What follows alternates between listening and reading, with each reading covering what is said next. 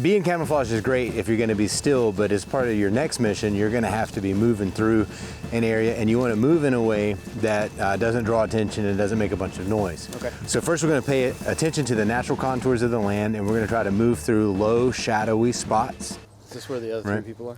Maybe. Okay. Yeah, stay ready. Okay. But then we're going to use a couple of specific movement styles so that we make less sound. Okay. It's impossible to make no sound, but you want to reduce your sound as much as you can, and you want to time it so that you're making sound at the same time as ambient sound is being made. So a ninja would try to like execute their missions during times where there's like a big storm going on. Oh, yeah. Or during a major celebration, right? So if people are partying and it's loud and there's music and there's laughing and that sort of stuff, those are the perfect times Not to during ambush. like meditation. Not during the meditation times where people are like heightening their awareness. Yeah, right. So there's 3 basic ninja style Aruki or ninja steps that we'll practice today. Okay. All right, the first one you're going to use to move when you're going to move a little bit faster, okay, but you still want to reduce your sound, and this is called a Ko-Ashi. Ko means small and Ashi is step. Okay. So if you watch my feet, what I'm going to do is set myself up so my knees are bent, right? Real heavily bent knees, hands up in front. Typically, they would bring the back of their hands forward so that they don't automatically grab hold of things that were in front, and it's a little more sensitive.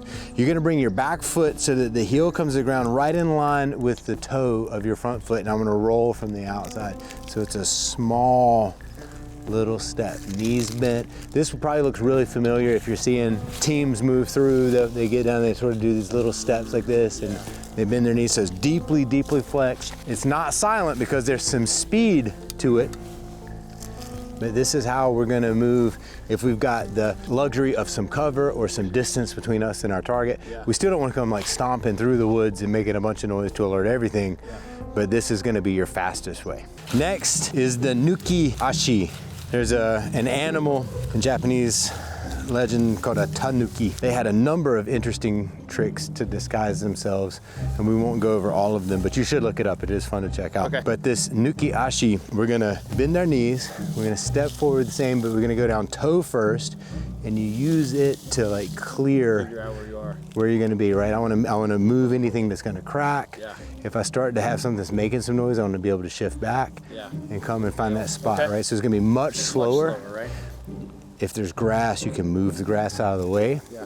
If you're moving through water, I don't want to step up so that I'm sloshing and splashing. Yeah. So I'm going to drag my toe through the water so that the water runs into the water instead of drops and splashes on the water. What I really want to be able to do is freeze if I get stuck in a spot and be able to hold this, so we'll move through this way much slower.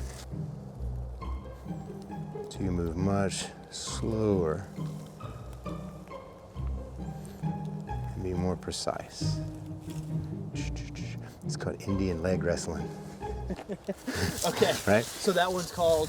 The Nuki Ashi. Nuki refers to that particular sort of legendary animal. Oh, okay, gotcha. Right. It could pull something over itself and turn into stone, turn into like a boulder. Oh. I'm old enough, Super Mario 3, he could turn into a statue when he would do it. Vaguely remember. Yeah, you're younger than me. Yeah. Yep. Super Mario Sunshine was like the first one I've. I don't even know what that is.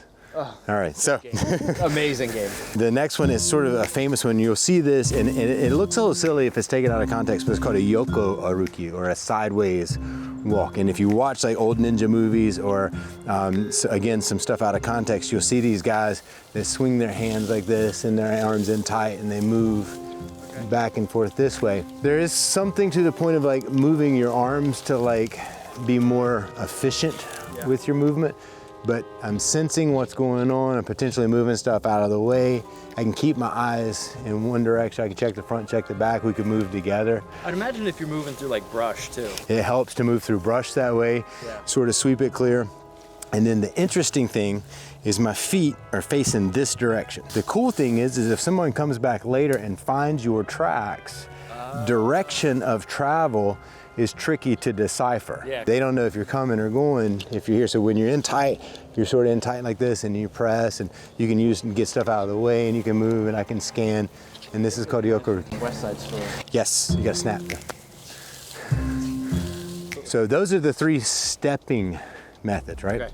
And then we get into some crawling methods, right?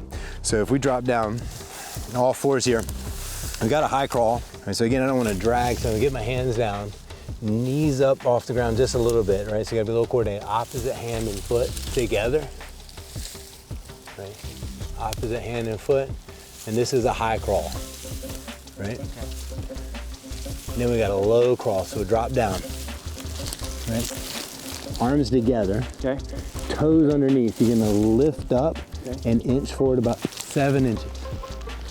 Arms out, inch up about 7 inches. So low and slow. I really gotta move slow and stay underneath. And then if I gotta be absolutely low, we're gonna do the skull drag, right? Arms out, turn your head sideways. Okay. Drop your heels to the inside. And you're gonna pull sort of with your fingertips and your arms. You're gonna keep your head on the ground. And you're moving this way.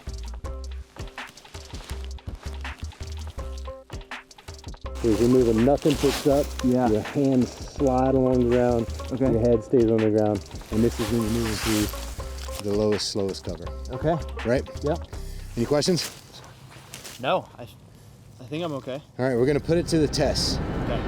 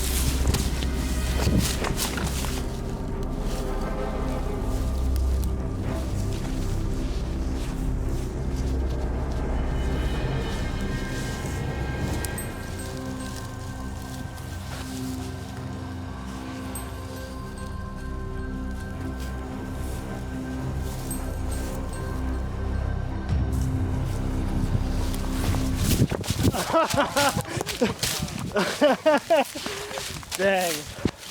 You got me. How many close did you get? Let's see. What's like standard? Is there an average number? I'd say 9 is what we shoot for. 9? Oh, I did not get 9. Dang. I got 6. 6 is good. Yep. I maybe got a little too overzealous. Now it's the tricky bit with it is the patience it takes. Yeah. And the that's definitely stamina it takes. Huh. Like moving quietly, like there's a whole level of tension Yeah. that we build up when you're down low and you're moving and you're balancing and you're like, there's like the, you're almost like trying to hold your breath so you're not loud. So that almost Yeah. makes you want to breathe even heavier. Yeah. That was fun. That was good. That's a really enjoyable game. It's a fun game. We'll play it. We'll do it. And, but it's way better when you get to do it around here. Oh yeah, right.